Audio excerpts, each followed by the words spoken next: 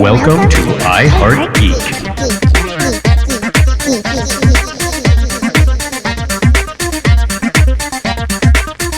And welcome to another episode of I Heart Geek. And today's star date, if any of you are extreme dorks out there, today's star date is 73559.6. Wait a second. How do you know that? Because the internet has everything.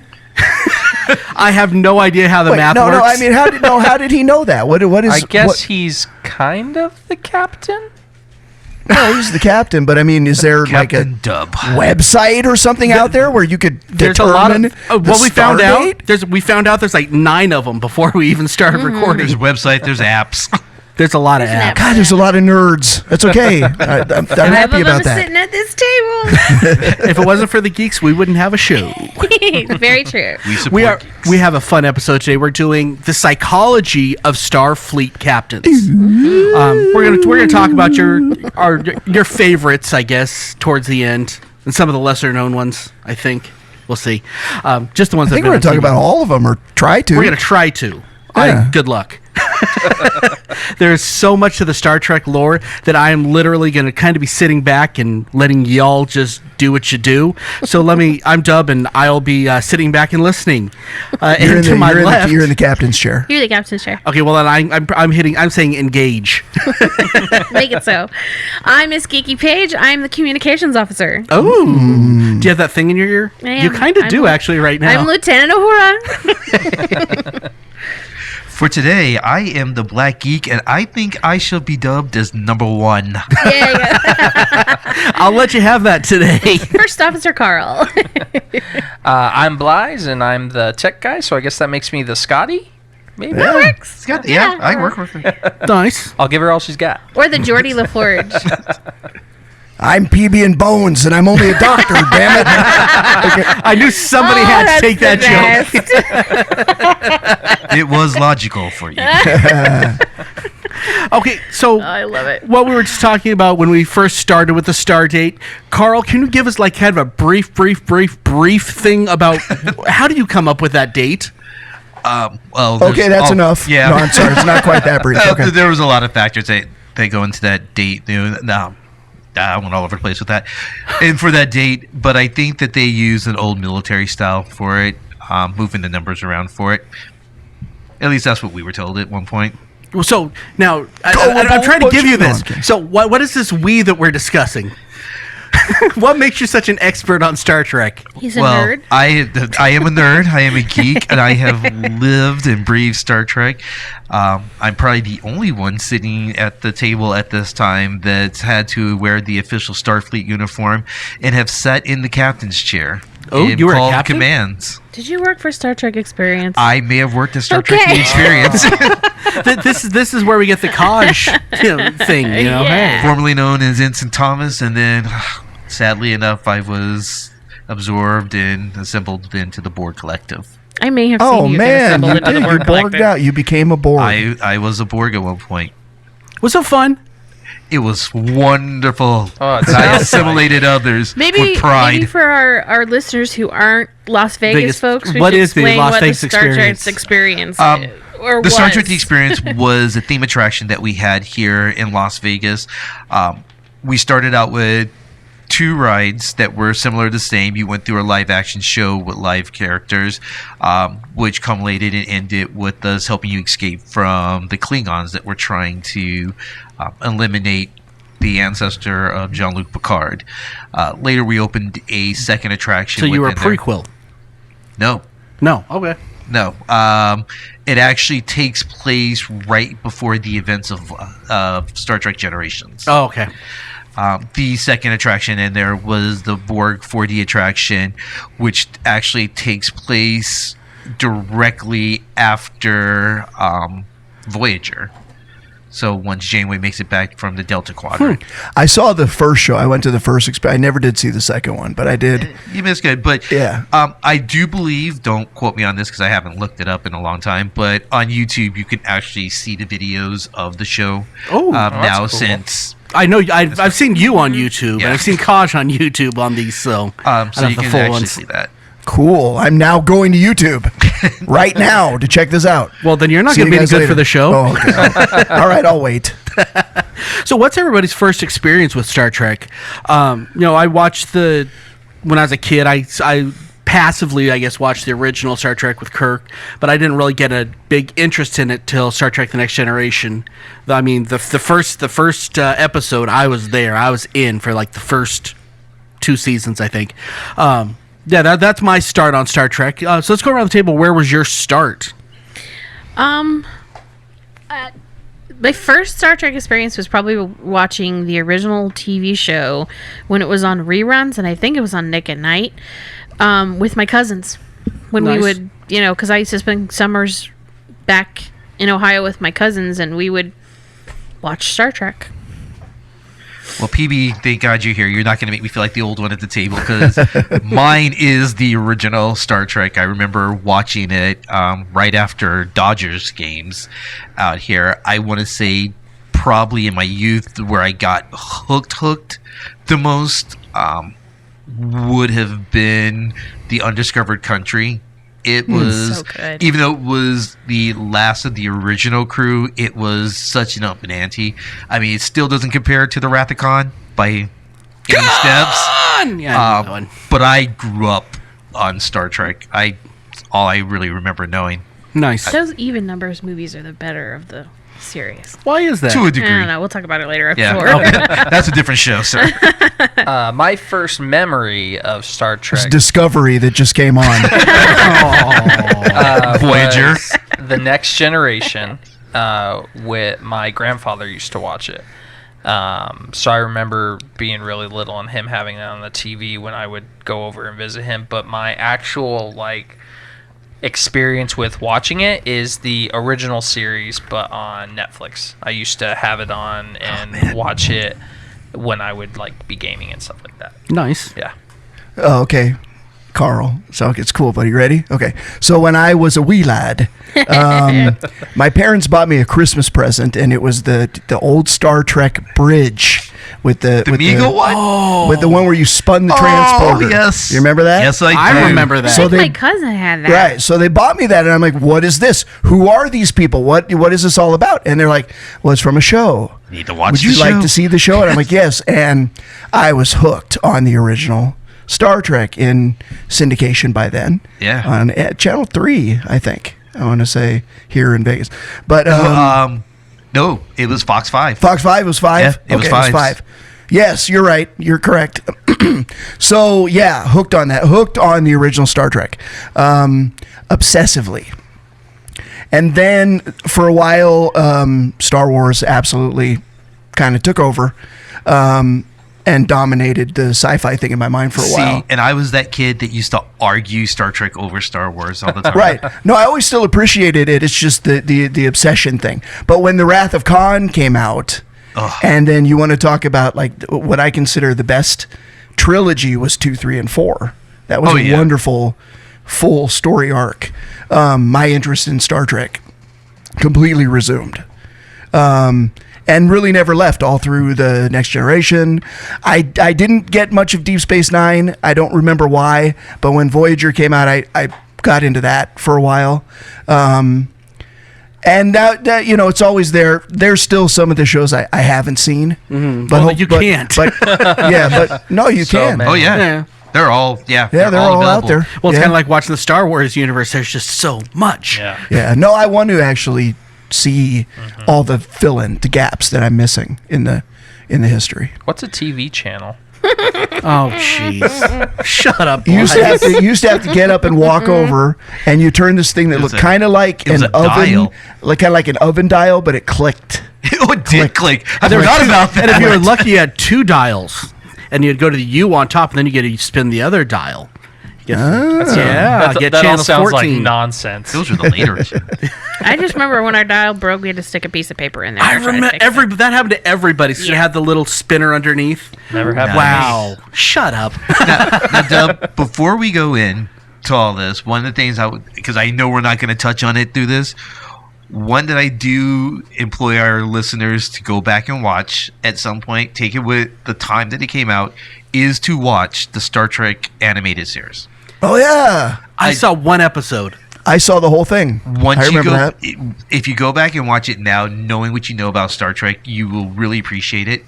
And if you go back and watch it now, you'll notice if you go back after that, watching some of the new Kelvin timeline ones, you'll see that they've put a lot of those aliens into the Kelvin timeline. That's Those nice. aliens That's walking really around. Nice. Well, I like that. Well, sort of like, they put Life Day back in Star Trek or Star Wars.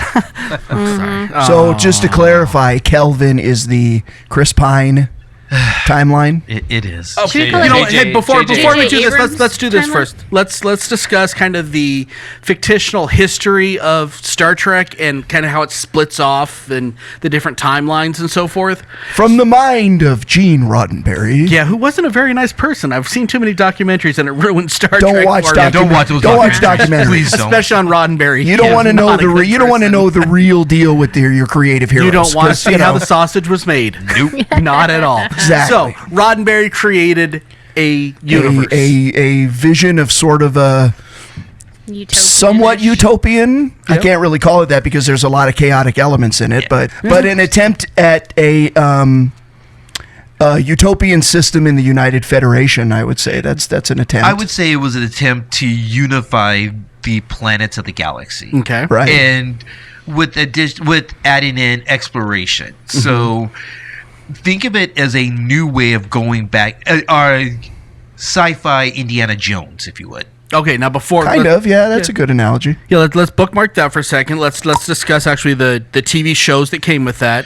So There was Star Trek, the original 5-year voyage, but before that there Sorry, I had to was do a pilot, and it was black and white, and only 2 of those characters It's not survived. black and white. It wasn't black and white. The original was. No. I could have sworn it was. No. But I know only 2 people survived, and that was Kirk Well- and Spock. No, Kirk was Kirk's not not in in the it. Kirk pilot. is not in the original. Oh, it was. that's Pike's Pike. not in It's it. Pike. Pike. is- Oh, So Pike? you actually get Pike. You get Spock. Spock. Technically Technically, speaking, number one number one does. does stick around. The number one is actually in the pilot. Number one is a female, and it's actually Gene Roddenberry's wife, who actually comes back in the reworked version when we get Captain Kirk. She's Nurse Chapel. And That's she's right, you The, get that- she's that's the, right. she's And the she's voice the on voice- all the new stuff. The blonde, she's the the blonde comic voice. Nurse Chapel. Yeah. Yeah, she's the voice of the Right. computer. But as a character, she and plays she's Nurse also Chapel. she also comes into play in Next Generation. She's Deanna Troy's mother. Oh, really? nice. Yes. Interesting. Okay, so that's where Does she we're play? talking now. Does she play Chapel No. as Deandra? No. No. No. She's Roxana. Something. The Loxana. Right. Okay. The And she Loxana wanted to be Troy. naked. I remember that. Yeah, there's a all the lot of time. that in there. Yeah. Okay, so we're out All of right. we're out of the Star Trek and Star Trek animated. Okay, what comes next is both a fictional universe and the shows. If you're doing an mechanical run of how it should run, it actually would be Star Trek Enterprise that would go first if you're going to watch it in order of how it should go. On the Did timeline, anybody- not on the release line. Plus or minus on that one? Did everyone like it or not? It was good for its time. It was a filler I'm gonna get into it. while they were trying to figure out where they were going with Star Trek. At that time, they had the movies that were now starring the Next Generation crew. You had the Experience here in Las Vegas, and it was something that was put there to keep Star Trek in the minds of everyone. If you ever go back and look at the ratings, you'll see first season rocket, but it Dropped really went fast. downhill right after. Sadly, it's the one that I haven't seen at all. It seems But to I be know Scott that one. Bakula That was the in it. Scott Bakula, yes. Yeah, I haven't Yes. seen very much of it either. Seems to be that one where Star Trek just started to kind of ramp down. Is his next warp the warp home? I'm sorry. Oh, quantum leap joke. Because we didn't get really anything from Star Trek after Enterprise for a long time, right? Yeah. No, you got there were 2 movies, Movies. that were Two still movies. released afterwards Uh-huh. before we had the reboot. Yeah. So So the it would have reboot been- is Inception and Nemesis. yeah. Yep, Insurrection, Insurrection and Insurrection and Nemesis. Nemesis. And Okay, neither one of them that's were the very end of the good. Star Trek as we knew it universe, correct? Kind of. Okay. It's very important to keep. So I'll run through this really quick with you. You want to go through Enterprise, and then you have the original series, which was Kirk, Spock, and others. Not to be Kirk being a cowboy. not to go with the movies yet, though. After the original series, we had a gap of time, in which case then we got the 6 movies until the Undiscovered Country. So 1 through the Undiscovered Country. which goes through another set of voyages with Captain Kirk. So at this point, he has retired and come back out of retirement. Like 7 times. Yeah, like 7 times. To be followed after that, there's a 100-year jump that goes into the next generation. Right. The So like 125 or 100 years or something like that. It's like 100 and a couple odd years. With the next generation, you have the next generation. Within the last couple of years of the next generation, you get Deep Space Nine. So those two overlap within their last couple of years. Right. Within the last couple of years of Deep Space Nine, you get an overlap of Voyager. So you have Voyager. And these were all on at basically the same time. They may be different time There periods, were but they were the same overlapping time. times that they were Right. on. Throughout the Voyager and end DS9 of kind of overlap. Voyager in the next throughout the end of Voyager and Deep Space Nine, you have the continuing adventures of the Next Generation crew through their movies.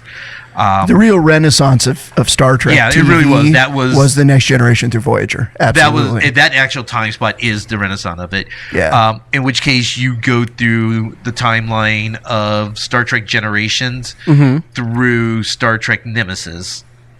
The end of Nemesis. After the end of Nemesis, you get a split in a timeline. Something happens with the destruction of Romulus coming. Spock tries to stop Yeah, we're not it. going to get too deep into that. I know. but yeah, Spock tries to splits. stop it. It splits. You get the Kelvin line, where the Kelvin line runs a new, I guess, trilogy of Star Trek now with Captain Kirk starring Chris Pine. The regular series still runs through, going into Discovery and into now Picard. Okay. And Discovery takes place actually before the first Star Trek. Correct. Time-wise. Yeah. Picard, I'm sorry, yeah. And Picard takes place 18 years after Star Trek Nemesis. Okay. Oh, nice. Okay. And that's where we Where we quote-unquote are now. where we currently are now in the Star Trek. Okay. So let's get into kind of You know the... that, Courtney? we got some history here. So let's kind of get into what we want to talk about, which is the psychology of the Starfleet captain. We're going to wait till the end till we talk about the individual captains, but what does the psychology of a Starfleet captain looks like? What does it take to be able to take the helm? Let's say of a big ship. Let's not talk the little ones. Let's a big ship. What does it take mentally?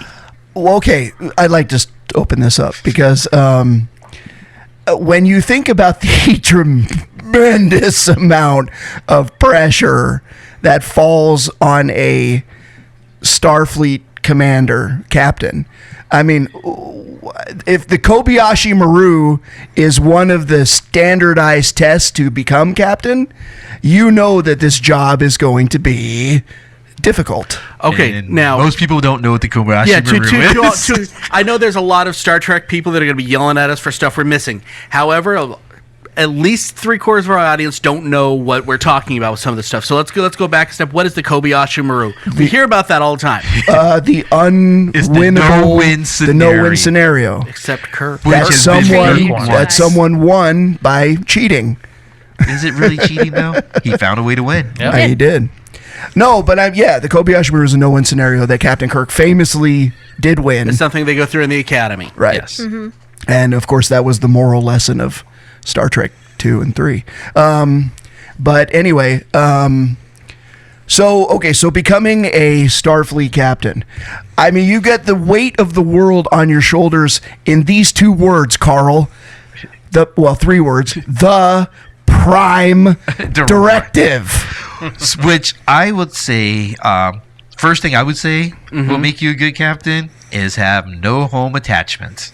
Okay. Because Well, it seems like it's- nobody on the ship can have that. Well, You always get lost at some point. if you think about it, it's not the same as a sea captain where you're coming in and you're coming into port every couple of months or so. Their standard is a 5-year mission. But they're still pulling into port all the time No. because you're pulling into different Planets. But all not the your, time. but not your Port. port for home. You're not home port. No, truly they pull home. into star bases. And Yeah. usually Yeah. those planets aren't necessarily, they don't necessarily have ports all the time. Sometimes you're going to a planet that just has like an indigenous species and you're just studying. So Right. Well, the ports are the star bases. yeah. And that's when the Prime Directive comes into play. Right, the Although most of them. Okay. disregarded a lot of times. For our listeners that don't know what the Prime Directive is, I was about to bring it up. would you like to tell them? I was just going to say, and correct me if I'm wrong, but it's the rule that they're supposed to follow, that they're not supposed to interfere with any indigenous planet life. Correct. Or the evolution. The evolution of it, yeah. Yeah. And You don't mess with this. fail and they fail constantly. miserably and No, constantly constantly. in that. So therefore, your adherence to the rules is definitely not Well, You're supposed to necessarily follow a it. need for a captain. we'll get into that probably deeper when we go through each captain, but it is a need for a captain. Because Because everyone I've seen seems like they break it at least a couple of But times. this is the important thing about the psychology, because the immense weight of the decision to whether to break break it the or Prime not to. Directive Yeah. is the Kobayashi Maru, quite honestly. Because think about it. If you have interaction with any life force, you are now changing the course of it. Me saying hi and meeting Courtney has changed Courtney one way or another. She knows Carl now. Yes, she where she does. may not have known of a Forever Carl. altered. Always. So you are set with an impossible task of exploring an area without disrupting an area. Yeah. And they are exploring areas for really, if you think about it, no other reason than to figure out how to bring them into their fold. Yeah. But I mean, on the other side of that too is there are, and I can't remember exactly which, but there are times when certain captains, and I know it happened several times, at least in Picard's case, where he was ordered to do something that was in direct violation of the Prime Directive, but he was told by an admiral or someone higher up, you have to go do this, and his conundrum was, yeah, but this breaks the Prime Directive. Yeah, but I told you to do it. It's an order. So I Right, mean, it's which like there's is- always that. Which will bring the second thing Yeah. you need as a captain. So there's A very lot of- good a lot- moral compass. a moral compass, but also an ambiguity. Yeah. Because there's got to be a lot of shades of gray from what I'm listening to you guys talk about. But here's the other aspect of the pressure that relates to the Prime Directive. Okay, I'll go back to the original Star Trek. Not only do you have the potential of the hostile situations you might discover on your 5-year missions, but there is the well-known Klingon Empire that is out there trying to be counterproductive to what the Federation is trying to accomplish. You got the Klingons, you got the The Romulan Romulans. And they Empire. Cardassians. discover the Romulan Empire Yeah, the in Cardassians the don't show up until first Star Trek. Voyager. Yeah, And who are these people that suddenly look like Vulcans? You that's know? true. And if you remember, if you go back and look through the Vulcans, you didn't watch much of Enterprise. If you go back and watch Enterprise, you'll see that the Vulcans weren't really on board either in the Right, beginning. right. And it was their showing up to Earth that kicks the whole contact. thing off.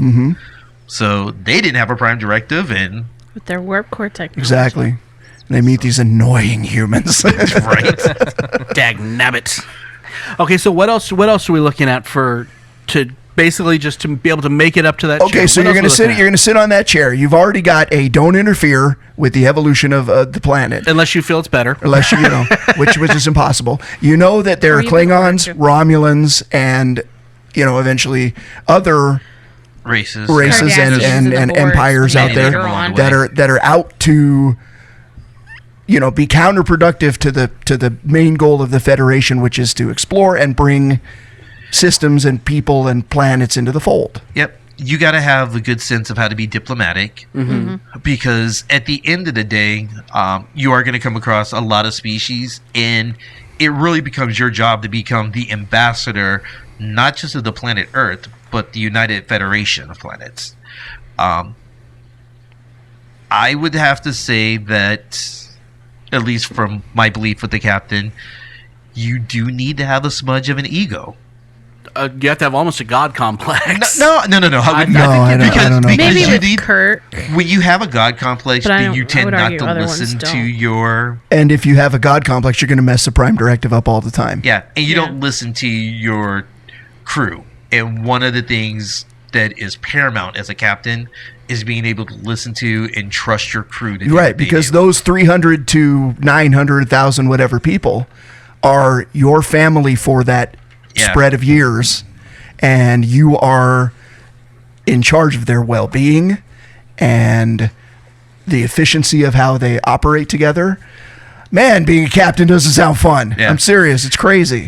People always tout Kirk as a cowboy, but you gotta keep in mind that he's not who he is without Spock and McCoy. And Scotty and Scotty. Pretty much and everyone, Aurora and right. I say Sulu. the same thing about Picard. Picard, they sometimes say he's too cold and too detached from everything, but that's why he has Riker. That's why he has Diana Troy. And yeah. Well, that's one of the best things about Star Trek is not just the captain. It's The team aspect. It's the Yeah, team. it's It's the everybody around supporting them. cast. It's everyone that's making the ship function. Yeah, the that- importance that of that makes it great. the importance of that first officer for a captain is just immense. Yeah, you got to be able to have someone that you trust as your conscience when you're a captain. Kirk had McCoy. I would say that Picard had Guinan. Well, Kirk had Spock too. Yeah, Janeway had Chakotay. It's just who you have to because you are making a decision that, like I said, doesn't just affect the people in your ship. It is affecting planets. You got to have a Jiminy Cricket. So that's the interesting thing about like the Federation. It's you're tasking this person with something that seems impossible, but what's inherently good about the system is they provide you with that crew. Yeah. So that is a saving grace so many times for a captain. Yeah. So we've hit all of these. And this isn't everything by any stretch of the imagination. With this, we've hit quite a bit of things. This is an honest question. With our evolution as a species right now, does anyone exist that could be a Starfleet captain? I believe many people probably exist that are. I'm not asking for names. I'm just saying No, do you that are think in our we're- armed forces. Some people are there. Got to be honest with you. I am thoroughly shocked that we are not closer than. we have to wait for first contact, and that's not until 2063. I know so- it's taken just forever. I seriously though, I not just as a kid growing up thought, but even as an adult, 20 years ago.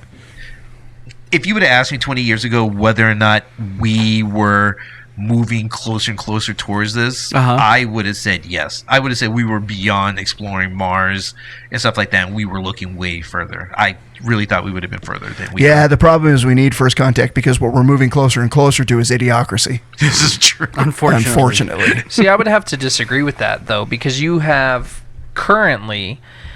multiple private companies that are looking to do commercial space Yeah, exploration. you have Tesla. You have Tesla, you have Amazon's doing it, Virgin is doing Virgin it. Branson's doing I it. think we're going to see in the next 5 years, at very minimum, we're going to see commercial Earth orbiting. I think I thought that we would have been Been there beyond by the now, I think commercial is this part at this point. Okay. Again, Or if you would just- have asked me 20 years ago. Yeah, for sure. I think that we're getting there, and Yeah. I think every year that goes by, it's going to be exponentially closer. It's just, I feel Mars is probably within 10 to 15 years. it just saddens me knowing that I'll be too old to be a Starfleet captain at that point. A captain, yes, but I being mean on admiral. that shuttle to get out there. Oh, I'll be out there. There you go. I think that it's in 10 to 15 years is a very generous prediction, but Learn to we'll see. pour drinks, and you could be guiding. What's that? Learn We'll to see. pour drinks, and you could be guiding. And you could wear that ugly hat. Done. We need to move away from I idiocracy. can be the conscience. And then I would agree with you. I would say Peter Quincy Taggart could be a Starfleet I have captain. no idea who that is.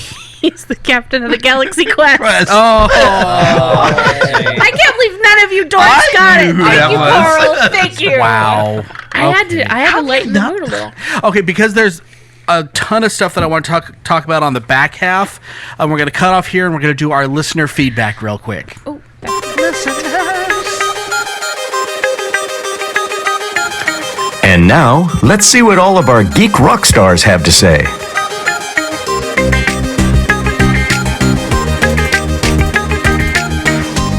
Okay, so on this listener feedback, I asked, who is your favorite Star Trek captain and why? Now, The communications officer is going to lead us through this. well, the communication officer needs to communicate better. If you didn't say why, you're not getting read today because there's a lot that didn't say why. You said Picard and Kirk and Cisco and Picard and Picard and Kirk and Picard and Picard and Riker. I don't know how that one showed I up. just have to say this. No, he was a captain. at He one was. point. I have to say one thing before you read this list because I was thinking about it and it relates to what we were just talking about, like, well, you want to see, like, the Mars and all that. Okay, I want to see the tricorder. That's what I want to see invented. A real honest Cabin. It's called an iPhone. No, He's no, looking no, at it. not a communicator, a tricorder. So you could go, Watch. so you could go right over the body and go, okay, that's what's wrong with you. Oh, that. I get that. I We get are that. not that far away from it. That's what I want. Our listeners can't see this, but think about this part. Oh yeah, Yeah. Oh, okay. So they know do what exist. You're talking about. We stand corrected. Carl's a Borg. I have been assimilated. I know what you mean. So, Captain, I'm receiving a signal from the planet's surface. Beep. I had to throw that in. That was way better in my head than. Sorry, guys. Okay, so I'm gonna read this one. Kari Schulten said Picard all day, although Kirk laid the groundwork, but Picard really added depth to the captain's role. And Captain's then log. TC said, not to mention Kirk was laying more pipe than Exxon. And I also Thank you, commented, Todd. You're welcome. And in response to that, we always called Kirk the alien bag magnet in my family. So there's that. Scott Skeen says Kirk because the original is the standard by which all others are measured. Whether they are best or worst in various ways, Kirk is the template. Good point. A lot of you didn't put why, so you're getting skipped. Sorry about it. Jill Cathcart said, this is a tough one to just pick one. There's things I appreciate and dislike of each of them. If I had to rank them, Picard and Cisco would be at the top, Kirk would be in the middle, and Janeway and Archer would be at the bottom. I think Picard and Cisco had the most character growth as captains. Kirk is the original space cowboy, while Janeway had a lot to deal with being in a different quadrant. I didn't always like the way the character dealt with stuff, and the Archer character never developed enough for me. Brian David Thompson said, I like them all, but I think it's James T. Kirk is the best, although I really enjoyed Benjamin Sisko's no-nonsense style.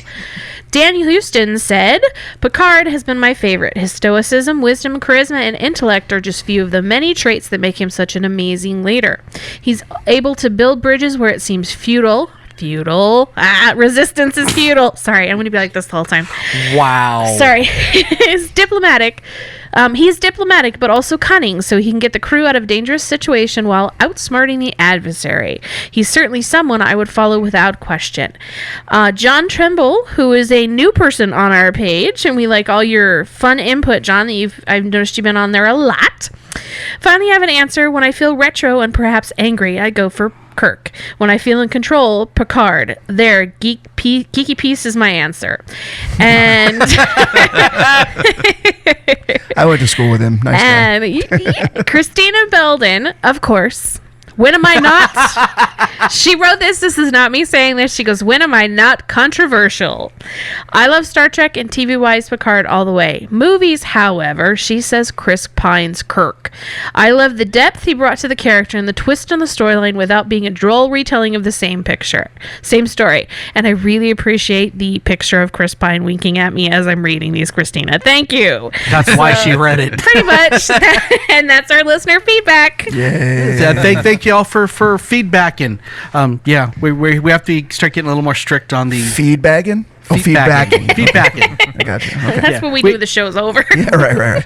Yeah, we have to be a little more strict on the why because Always Those are good answers. I like those. Yeah, Yeah, always they were remember too, guys, that while you're listening to the show, go over to our YouTube channel. If you have any further comments to make based on what we've said, we would like to hear from you guys there as well. Yes, please. Yep, because we're everywhere.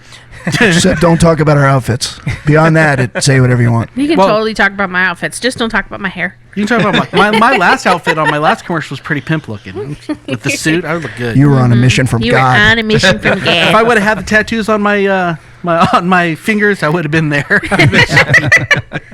No, so can I say something controversial before we go into our main event? No. You don't like Star Trek? No, I do Okay. actually. I don't have the unending fascination that a lot of people do, but I have a lot of appreciation for the show itself. I feel like I don't even know you, Doug. I like the J.J. Abrams universe better than I like the regular stuff. Okay, I'm out of here, guys. Bye. Why do so many people hate that? It's not a hate. I don't hate the J.J. Abrams. I actually love those 3 movies. 3? Did we get 3? Three. Yeah, we got 3 of them. I love the movies. I just don't know where they were going with them overall. If you really think, like people say without a rehashing, but they did. Mm-hmm. Oh, definitely. They did.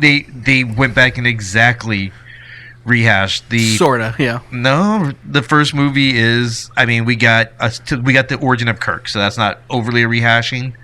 The second movie Khan. was the Wrath of Khan, just with slightly the told. Khan that wasn't quite as good as much as I love Benedict. Yeah, He just wasn't quite as good. and they had a chance with the last one. The last one was again their way of destroying the ship, Right, so right. they can get their The next Star ship. Trek 3. Yeah, you gotta get Yeah, a strip. just like Star Trek 3. So And honestly, that's JJ. That's what he yeah, does. he's a fan. Yeah, in his he's a shows, fan. and he made it look pretty. Yeah. If I think that I would have liked it better had JJ been able to have his universe in a television form. I can see that. I think a lot of what from what I've experienced, I think a lot of what people kind of get from that line of like what they don't like about the new universe to the old universe, and even Star Trek versus Star Wars, is the original series was very much Camp. it was camp, but it was space exploration. It Yeah. wasn't a lot of like Was not blockbuster boom boom. exactly. It wasn't a lot of like space battles and fights and things like that. And that's very much what this newest set of movies did, because they're making movies for a newer generation, and that's what movies are now. They're blockbuster, they're spectacle. It's less space exploration and more star fighting, if that makes sense. Yeah, I found them to be entertaining, visually stunning, and absolutely unnecessary. That's actually the way I thought about it. Is it's like there was absolutely no reason for the Kelvin universe to even become a thing. I think time will tell that anyone that's as old as I am or older will remember this. It's kind of how we felt. There were a lot of people when the Next Generation debuted that was like, I hate it, yeah. really? They're replacing Kirk. They're doing Picard. Who's this Picard guy? Oh yeah, I remember it that. was nobody. It didn't go over well. Right, and this And then- Riker, Kirk Light, who is Kirk Light here? Yeah, exactly. And then all of a sudden, people came on board with that. That's the standard. And when when they shifted them to movies, people were like, "Oh, well, so William Shatner's not doing movies," and it's just the same thing.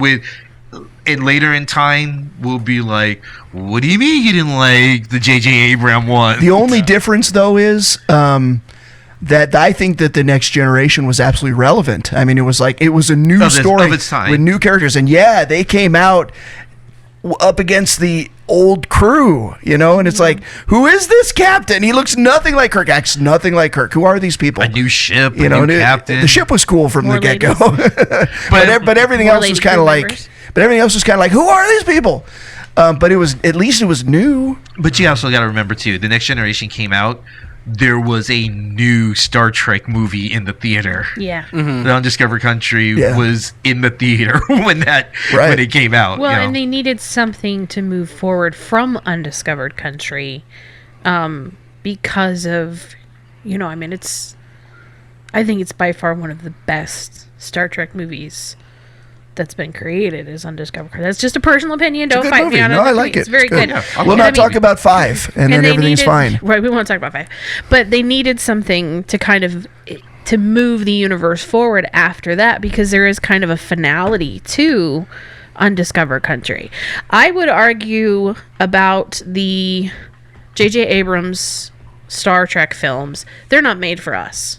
They're not for us. They're for his generation. For me, They're not for us. right, I to- agree. So I mean, they're unnecessary. You say they're unnecessary, but to us, because we had all the other stuff.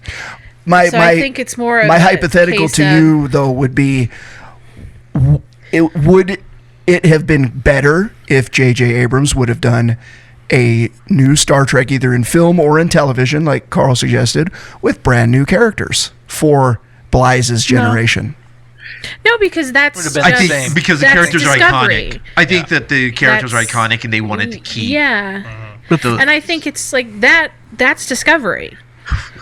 Okay, I mean, true. so there's, True. so Be there is open to that. more So, people. And nobody I'm likes not, that. I'm not saying like I saw the first two. I have not seen the third one, whatever Beyond or whatever it's you called. need to So watch pretty that good. one. I have it. I just good. haven't watched it. I enjoyed the first one for what it was. I enjoyed the second one for what it was. I agree with you that I wasn't completely sold on Cumberbatch's stylization of Khan. Right. But I also grew up with Ricardo Montalban playing Khan. Sure. So I mean, there's Met. Overacting. But I think I enjoyed them more because I stepped back, going, okay, well, this isn't for me, the Star Trek fan. This is for the person who's not a Star Trek fan. Then you're gonna To love be- Beyond. Be pulled into the universe. I agree. But I mean, I totally. You guys know, everybody's opinions are completely valid. I just think, in this case, it was. They're not for us. I get it. I think that's why Abrams did what he did too, being a little bit meta there and making it a split timeline. That's Yeah. not your Kirk, it's not your Spock, it's Yeah. not your Khan. Right. Right. It's the new universe's version of those characters. Right. The Did I dirty love secret them? is No. The dirty secret is there's room for it all, though. Yeah. Right. Oh yeah, And oh that's- yeah, of course. You know, there I is. say that people like to do the Star Trek versus Star Wars, and that's kind of passe at this And I point. think- It's stupid. There's room for everything. Enjoy it. That's I okay. think- There's Star Wars versus Star Wars now. They're just taking that over. I think Roddenberry would kind of step back and go, "This is kind of cool," because I mean, that little bitty show that he created Look where it's created at. all of Yeah, this it's a world. It's a whole universe now. So yeah, and I mean, we're lucky because now we have things like Discovery and we have things like Picard. well, we're not and lucky with Discovery. I haven't watched I'm it yet, just but you know what I mean. I mean, You know, it's like, maybe it'll it's like warm up. Maybe it's it'll. like an embarrassment of riches that we get all of this Star Trek content. That we can complain. exactly. Okay, let's jump right into the main event.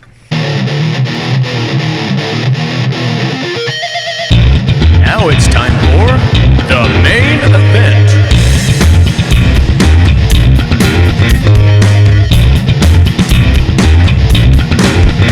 So on this version of the main event, we're doing something completely different. We're actually going to be discussing Disgusting. Well, a No, little that's bit. no different. We can be are disgusting all the time. disgusting. Right. We're discussing every individual captain that we can Especially think our of anyway. communications officer. Boy. She's pretty gross. So we're gonna hit each captain and we're gonna discuss what is the positive negatives on their psychology that made them a great captain. Because I think everybody that's on this list was at some point a great captain. Can I give an honorable mention to Captain John Harriman? Absolutely, I don't know Okay. who that is. He actually is a captain of an Enterprise. Okay. He's the captain of the Enterprise B The one that from the Star Trek that got blown up. from Star Trek Generations. Okay. Oh yeah, Harry. Yeah, That's yeah. right. Cameron in space. Yeah, that's right. Yeah, I that's remember now. right. So let's start with everyone's first Starfleet captain, which was Kirk. Kirk. So let's talk the positives and negatives on what made him a great captain. What in his psychology made him a great captain? Okay. My favorite captain, absolutely Kirk. Here's one thing that people have said, the cowboy. I get why people say he was a cowboy. I don't know if I fully agree with that analogy when it comes to him, because what a lot of people don't realize about Kirk is he was brilliant. I mean, he was absolutely brilliant in his in his analytical mind. Yes, he was a guy that would get into combat, but it really wasn't as trigger happy and gung-ho as a lot of people kind of make him out to be.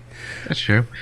One of the things that I love about Captain Kirk, and you'll actually find that no other captain actually has this, one other will.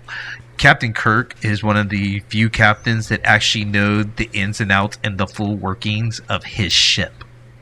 Right. The other captains don't. What's that? The other captains don't. Not to the same degree. No. A lot of the other captains know where engineering is. They have an idea that their ship can do this. But Kirk could actually go to any section of his ship and know how to operate. He crawled into that crawl space several times. and knew the operations and how to operate the ship. He, if needed, he could fly the Enterprise solo on his own. Solo without Sulu? Yes. How long have you been sitting on that? I'm curious. The whole show. And when we go through, there's only one other captain that's able to do the same thing, and I can explain why when we get there. And one of the things about Kirk's psychology there's so many examples in the first series of his analytical, strategic, brilliant mind. But what I loved and how I think this came into focus was actually in Star Trek II, when he got tricked by Khan and he told Savick, go ahead and quote regulations to me whenever you want, because he messed up. Yeah. And he realized, because of all that experience that he had, how badly he messed up in that moment, and was the first to admit it. And I will always remember that moment with Kirk being like, this is why this guy is the best captain. Absolutely. Because does Kirk have an ego? Yes. But in that moment, did he put it in check? Absolutely. In my opinion. Well, Kirk's the one guy that it seems like aliens should be scared of. The bad guy should be scared of, because he's the one that you don't know if he will pull the trigger or not. The rest of them, you're pretty sure he. No, I'm going to argue. I'm going to argue that one. I'm not as knowledgeable on this, but that's just his. I would say Cisco. With the way he's. I would say Cisco too. We'll get to him, but with the way that he actually presents himself, if I'm on the other side and I have to pick between, is Picard going to pull the trigger or is Kirk? Not knowing anything about him, just with their bravado, I'm thinking Kirk's going to pull the trigger. But can you think of a time when he did pull the trigger impulsively? No. Kirk. I can't. It was always a last measure. Yeah, he always tried to talk things out. He was diplomatic, not Picard diplomatic. No, not but Picard. He tried. He very much tried. And when he knew, Star Trek 6 is a perfect example. When he knew he's not the person for something because he has personal feelings, he did everything he could not to have to go through with it. And Starfleet made him. Right. And he told them, I hate Klingons. I don't like Klingons. I am not the person you need to send in there. That's a good captain to know his limits. They played a little bit with that with Picard and the Borg. Yeah. In First Contact, but we'll get to that. I think I know what you're talking about, Dub, with that whole kind of feeling behind him of being a little bit of a loose cannon. I don't think that's Kirk. I think that's Shatner. I think that's just Shatner as a man and Shatner as an actor. He just has that way about him. And look when that came out. Yeah. I mean, that's at the time 67? of the burly, strong Yes, men. It was coming exactly. off of when Westerns were a big thing. Yep. We were moving out of Westerns into more sci-fi. Yeah. So I get that feeling behind him, but as a character, Well, like I you're think saying. that Shatner and Kirk are so locked as a character. I don't look at the Chris Pine character as Kirk. He's a Kirk. He's not he's Kirk. Steve Trevor. And that was going to be my question for you before he we is. kind of go past Kirk.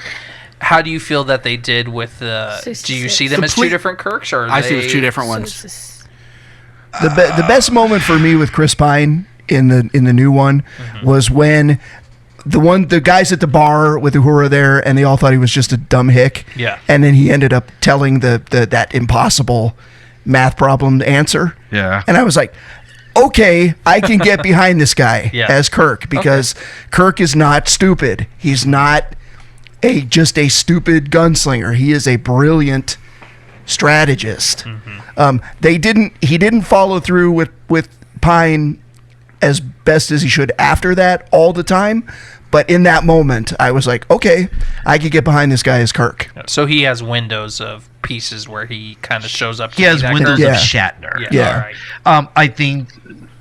I think that Pine they very much gave him a blueprint of Captain Kirk and said, this is what people think Captain Kirk are. Try to play that to your strength, because as the movies go on, he is more and more he acts a lot more like Captain Kirk that you do see in the shows. Like I said, if you haven't seen Star Trek Beyond, that is very much like an old school Star Trek. Does he talk like this at all in the movie? If you listen to him, there are points where he does make those pauses. Yeah. Nice.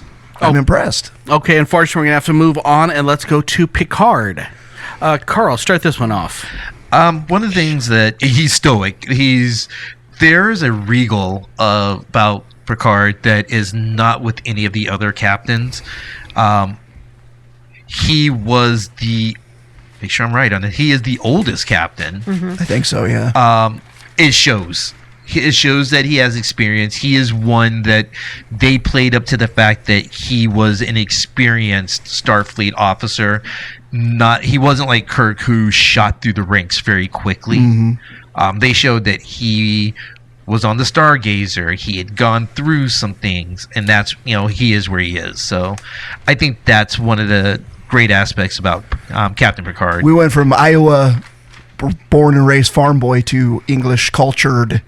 Right now, he's French. Is he French, right? Oh, French. Okay, Picard. Jean-Luc. Yeah, speaks with an English Jean-Luc. accent. Yeah, I know.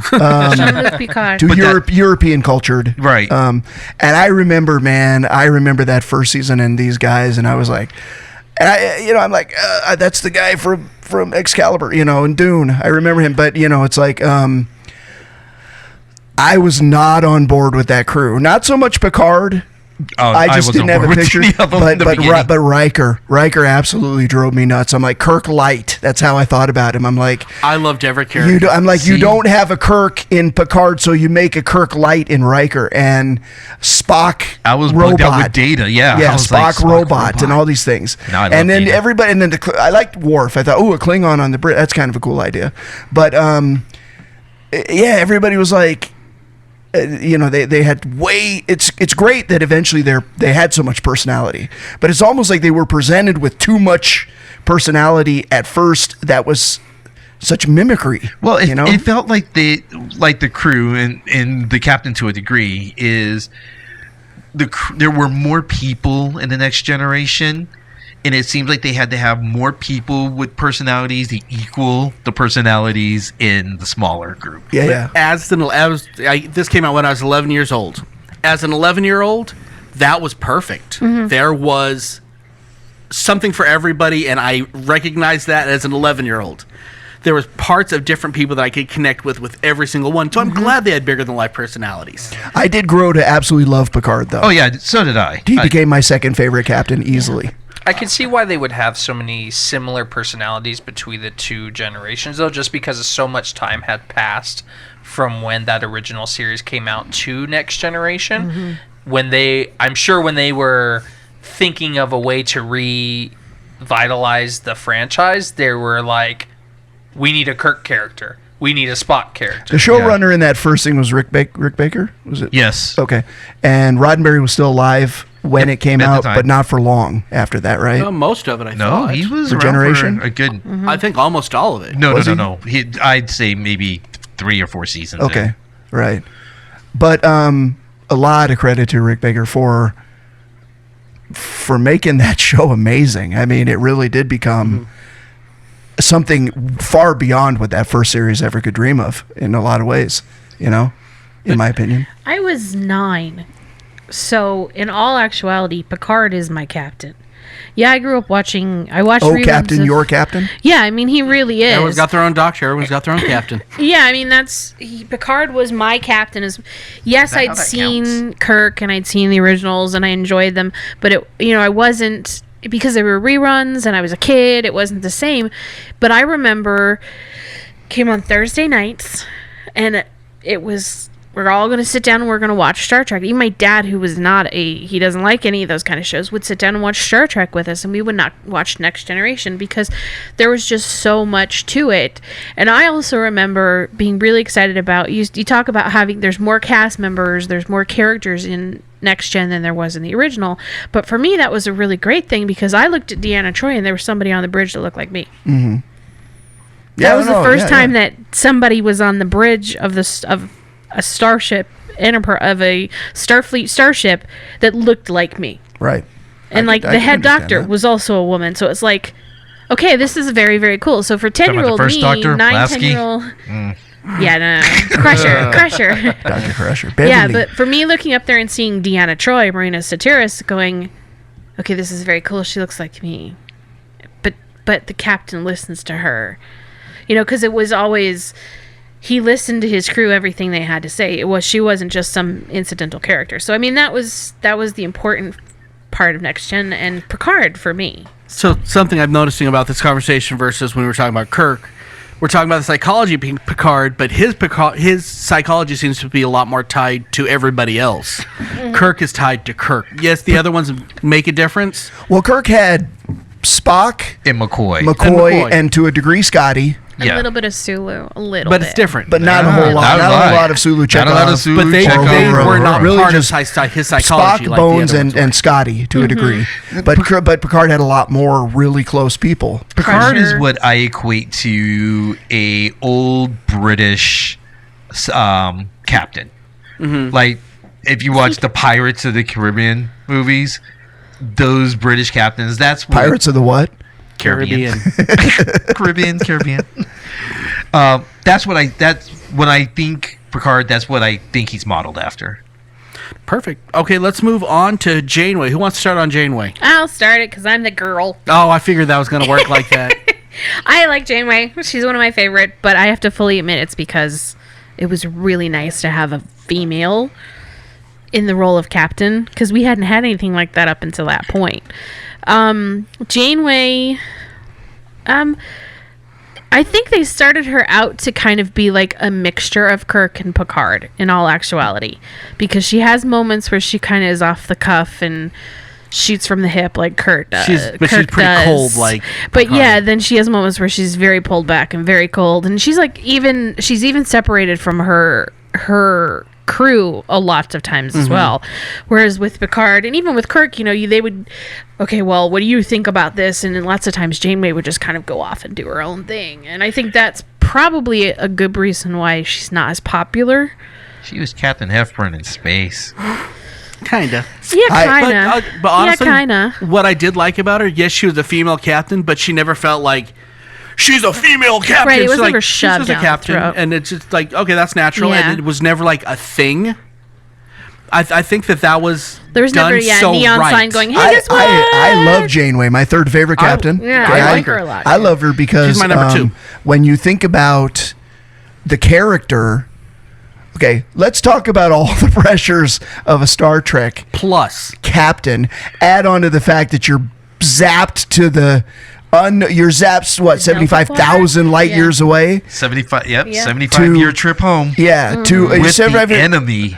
right on your butt. Delta quadrant, oh my right? god! And she Delta Quadrant. yeah. and she did not fall apart. She stayed a Starfleet captain.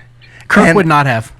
And there were members of her crew that fell apart, and she always seemed to be the one that pulled it back together. She was the linchpin holding the entire Yes, Voyager she together. was. Kirk And- would have got them really home. was. Just for the record. Kirk would have went rogue. Oh, yeah.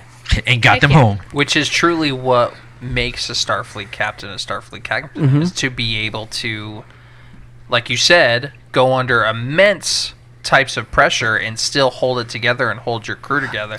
I would probably go so far as to say that she's not my favorite captain, but she was the best captain. Yeah, I was going to say mean, that. With She was under the that, first captain.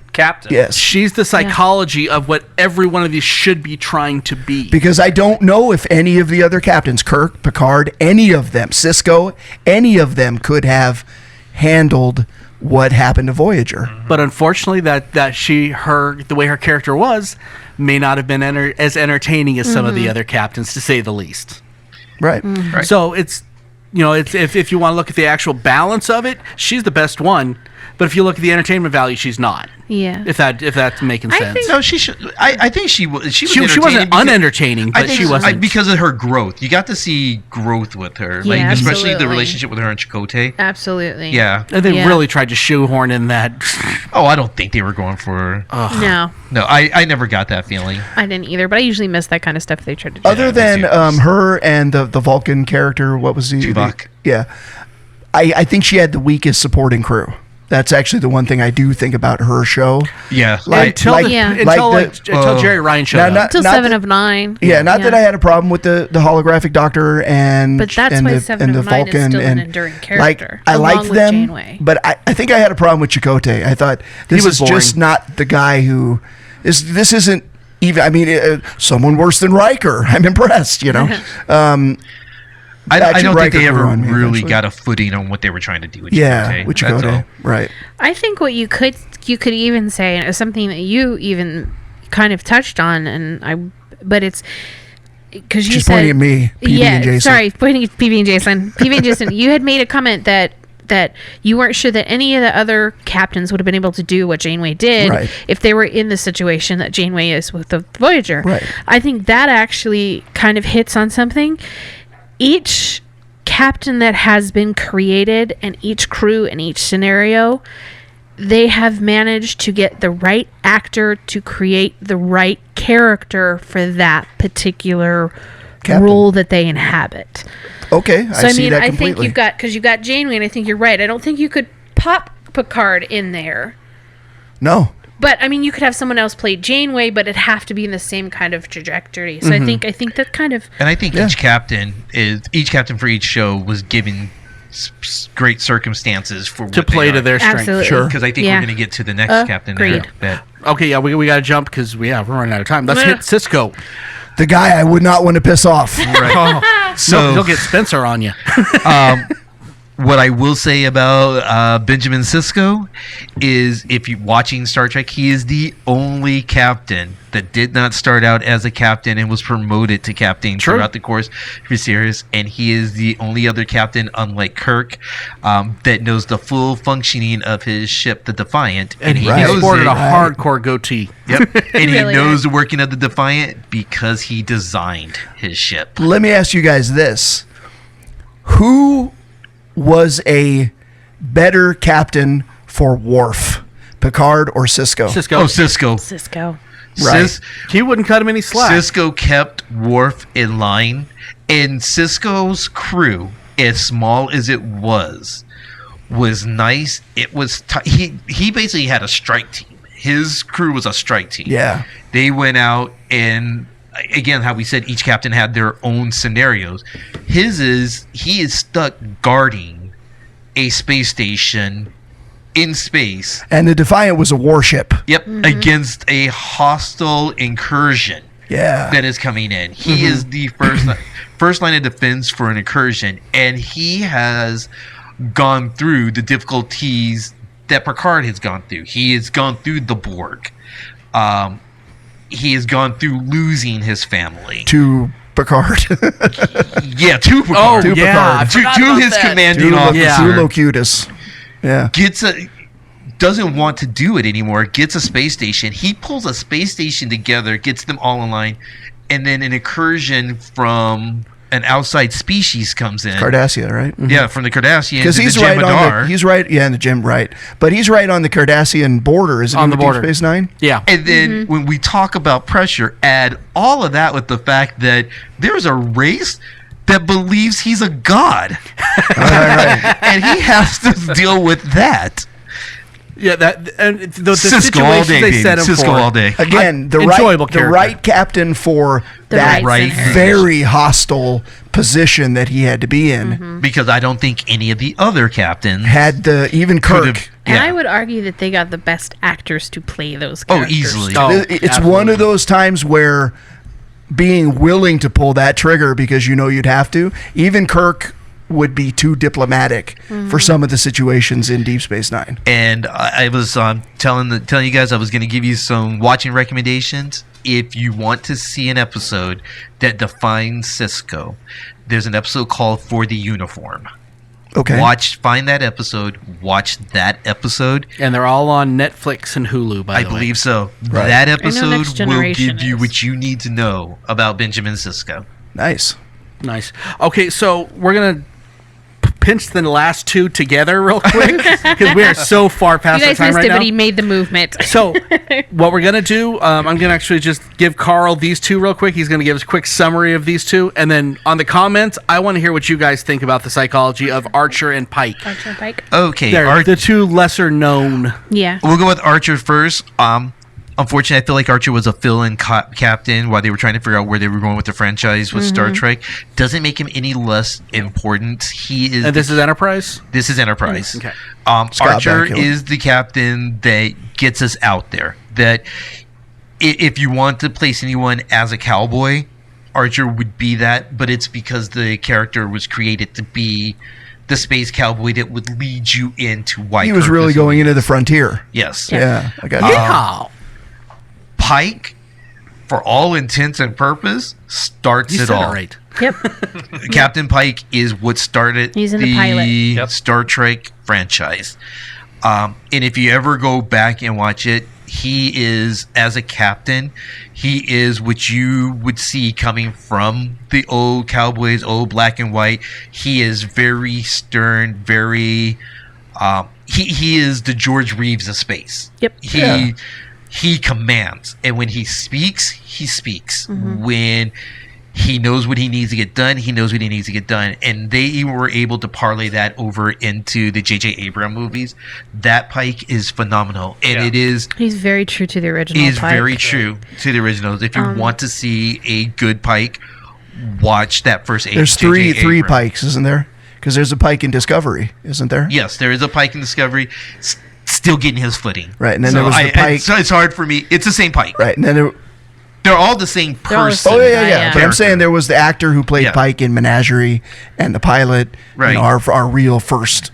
Our first Pike. Introduction. There's to actually Pike, yeah. Well, Most there were people don't two. realize. Yeah, there were two in the original. Pike is the original captain and the original pilot, but he actually shows up in the original, the Star Trek original series. I can't remember what the name of the episode Menagerie. is. Is that It's a Menagerie, two-parter. Yeah. yeah, the two-party one where Kirk is on trial? Yeah. Yeah, so that's the same character. So if you haven't seen that, go watch the pilot first and then watch the rest. Right. So Okay, so that's a show, guys. I'm sorry we had to cut this off. There's so much we were talking about here. This was a huge topic. Yeah, give us some feedback. Let us know what your guys' thoughts are on the psychology of these characters. and we didn't forget about Captain Sulu, people. I know it'll come up. Yeah. Sulu was a captain. There's a lot of them. Yes. So yeah, And Riker. yeah, listen to the whole thing at the end. You can hear all of our where you get a hold of us and all that stuff. Hit the like, hit the subscribe on whatever you're listening to this on, YouTube or podcast or whatever. So until next time, I'm Dub. I'm Miss Geeky Page. I'm the Black Geek. I'm Blythe. I'm a doctor, not a podcaster. PB&Jason. Keep on geeking on. And go boldly. You know what the And best flush. thing about Star Trek is? What? No Baby Yoda. There is no Baby Yoda. You've been listening to I Heart Geek. Our Twitter account is @iHeartGeekShow. Hope you enjoyed the show.